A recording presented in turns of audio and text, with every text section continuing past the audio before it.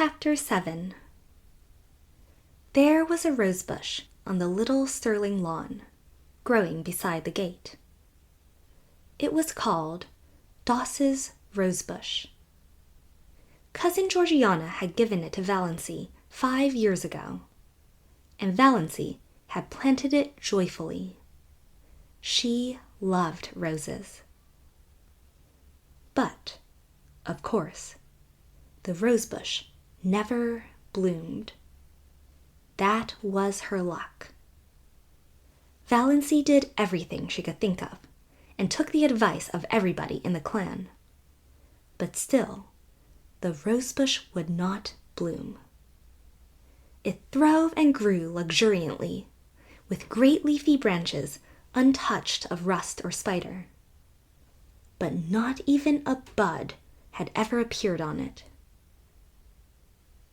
Valancy, looking at it 2 days after her birthday, was filled with a sudden, overwhelming hatred for it. The thing wouldn't bloom. Very well then, she would cut it down. She marched to the tool room in the barn for her garden knife, and she went at the rosebush viciously. A few minutes later, horrified Mrs. Frederick came out to the veranda and beheld her daughter slashing insanely among the rosebush boughs. Half of them were already strewn on the walk. The bush looked sadly dismantled. "Doss, what on earth are you doing? Have you gone crazy?" "No," said Valancy. She meant to say it defiantly, but habit was too strong for her. She said it deprecatingly. I just made up my mind to cut this bush down. It is no good. It never blooms, never will bloom." "That is no reason for destroying it," said Mrs. Frederick sternly. "It was a beautiful bush, and quite ornamental. You have made a sorry-looking thing of it." "Rose trees should bloom," said Valancy, a little obstinately. "Don't argue with me, Doss. Clear up that mess and leave the bush alone. I don't know what Georgiana will say when she sees how you have hacked it to pieces. Really, I'm surprised at you. And to do it without consulting me." "The bush is mine," muttered Valancy. "What's that? What did you say, Doss?" "I only said the bush was mine," repeated Valancy humbly. Mrs. Frederick turned without a word and marched back into the house. The mischief was done now. Valancy knew she had offended her mother deeply, and would not be spoken to or noticed in any way for 2 or 3 days. Cousin Stickles would see to Valancy's bringing up, but Mrs. Frederick would preserve the stony silence of outraged majesty. Valancy sighed and put away her garden knife, hanging it precisely on its precise nail in the tool shop. She cleared away the severed branches and swept up the leaves. Her lips twitched as she looked at the straggling bush. It had an odd resemblance to its shaken, scrawny donor, little Cousin Georgiana herself. "I certainly have made an awful-looking thing of it," thought Valancy. But she did not feel repentant, only sorry she had offended her mother. Things would be so uncomfortable until she was forgiven. Mrs. Frederick was one of those women who can make their anger felt all over a house. Walls and doors are no protection from it. "You better go uptown and get the mail," said Cousin Stickles when Valancy went in. "I can't go. I feel all sort of peaky and piney this spring. I want you to stop at the drugstore and get me a bottle of Redfern's blood bitters. There's nothing like Redfern's bitters for building a body up. Cousin James says that purple pills are the best, but I know better. My poor dear husband took Redfern's bitters right up to the day he died. Don't let them charge you more 90 cents. I can get it for that at the port. And what have you been saying to your poor mother? Do you ever stop to think, Doss, that you can only have one mother? One is enough for me, thought Valancy undutifully, as she went uptown. She got Cousin Stickles' bottle of bitters, and then she went to the post office and asked for her mail at the general delivery. Her mother did not have a box. They got too little mail to bother with it. Valancy did not expect any mail, except the Christian Times, which was the only paper they took. They hardly ever got any letters. But Valancy rather liked to stand in the office and watch Mr. Carew, the gray-bearded Santa Clausy old clerk, handing out letters to the lucky people who did get them. He did it with such a detached, impersonal, Jove-like air, as if it did not matter in the least to him what supernal joys or shattering horrors might be in those letters for the people to whom they were addressed.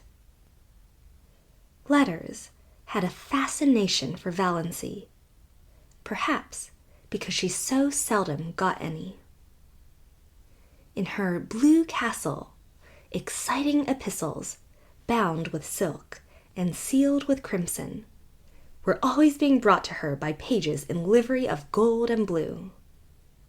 But in real life, her only letters were occasional perfunctory notes from relatives or an advertising circular.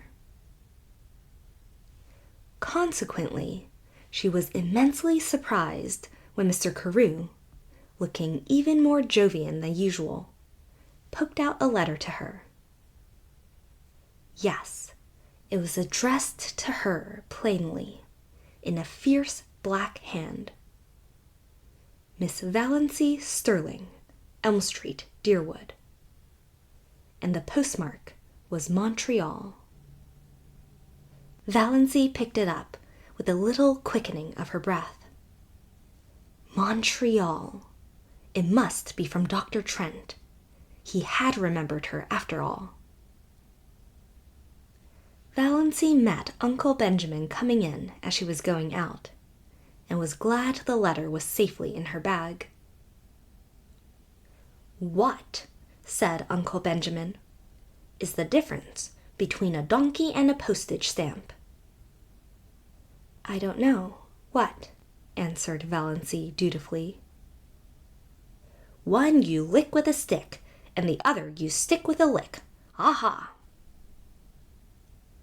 Uncle Benjamin passed in, tremendously pleased with himself.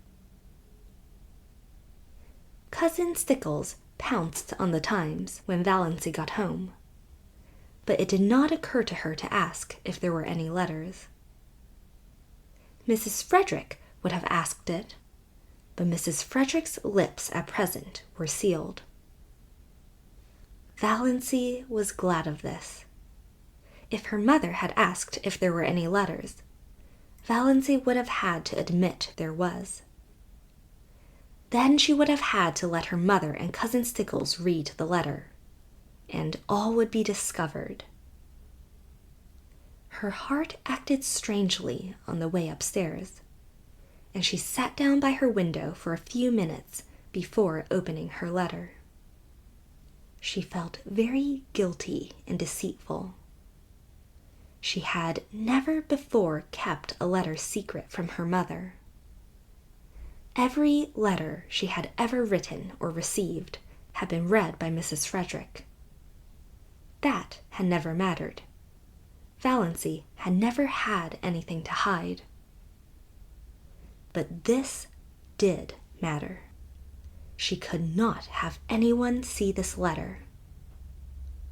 But her fingers trembled with a consciousness of wickedness and unfilial conduct as she opened it. trembled a little too, perhaps, with apprehension. She felt quite sure there was nothing seriously wrong with her heart, but one never knew.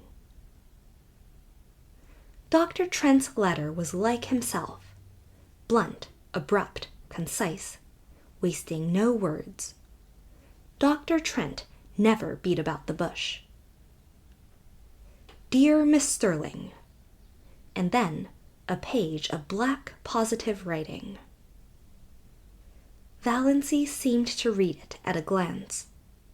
She dropped it on her lap, her face ghost white.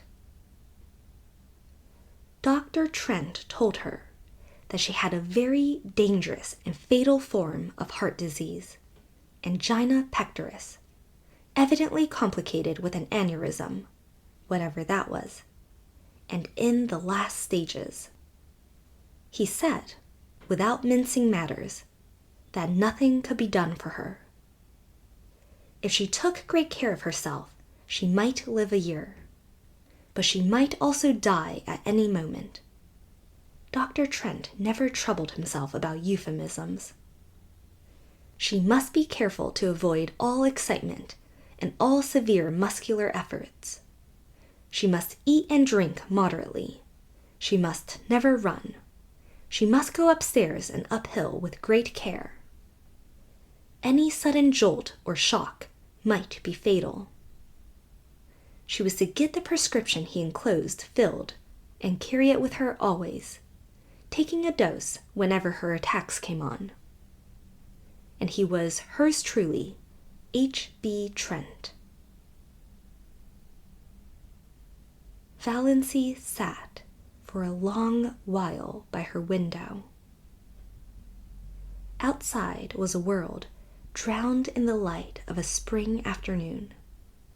Skies entrancingly blue, winds perfumed, and free, lovely, soft blue hazes at the end of every street. Over at the railway station, a group of young girls was waiting for a train. She heard their gay laughter as they chattered and joked. The train roared in and roared out again. But none of these things had any reality. Nothing had any reality except the fact that she had only another year to live. When she was tired of sitting at the window, she went over and lay down on her bed, staring at the cracked, discolored ceiling. The curious numbness that follows on a staggering blow possessed her. She did not feel anything except a boundless surprise and incredulity, behind which was the conviction that Dr. Trent knew his business, and that she, Valency Sterling, who had never lived, was about to die. When the gong rang for supper, Valency got up and went downstairs mechanically from force of habit. She wondered that she had been let alone so long. But of course, her mother would not pay any attention to her just now. Valency was thankful for this. She thought the quarrel over the rosebush had been really, as Mrs. Frederick herself might have said, providential. She could not eat anything, but both Mrs. Frederick and Cousin Stickles thought this was because she was deservedly unhappy over her mother's attitude, and her lack of appetite was not commented on. Valency forced herself to swallow a cup of tea, and then sat and watched the others eat, with an odd feeling that years had passed since she had sat with them at the dinner table. She found herself smiling inwardly to think what a commotion she could make if she chose. Let her merely tell them what was in Dr. Trent's letter, and there would be as much fuss made as if, Valency thought bitterly, They really cared 2 straws about her. "Dr. Trent's housekeeper got word from him today," said Cousin Stickles, so suddenly that Valancy jumped guiltily. Was there anything in thought waves? "Mrs. Judd was talking to her uptown.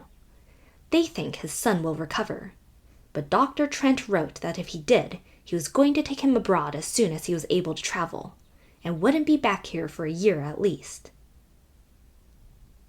"That will not matter much to us," said Mrs. Frederick majestically. "He is not our doctor. I would not," here she looked, or seemed to look, accusingly right through Valancy, "have him to doctor a sick cat." "May I go upstairs and lie down?" said Valancy faintly. I have a headache." "What has given you a headache?" asked Cousin Stickles, since Mrs. Frederick would not. The question had to be asked. Valancy could not be allowed to have headaches without interference. "You ain't in the habit of having headaches. I hope you're not taking the mumps.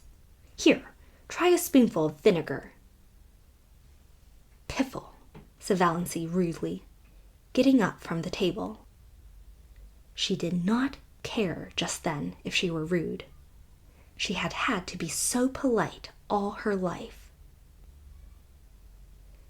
If it had been possible for Cousin Stickles to turn pale, she would have. As it was not, she turned yellower. "Are you sure you ain't feverish, Stoss? You sound like it. You go and get right into bed," said Cousin Stickles, thoroughly alarmed. "And I'll come up and rub your forehead and the back of your neck with Redfern's liniment." Valancy had reached the door, but she turned. "I won't be rubbed with Redfern's liniment," she said. Cousin Stickles stared and gasped. What do you mean?" "I said I wouldn't be rubbed with Redfern's liniment," repeated Valancy. "Horrid sticky stuff, and it has the vilest smell of any liniment I ever saw. It's no good. I want to be left alone, that's all." Valancy went out, leaving Cousin Stickles aghast. "She's feverish. She must be feverish," ejaculated Cousin Stickles. Mrs. Frederick went on eating her supper. It did not matter whether Valancy was or was not feverish. Valancy had been guilty of impertinence to her.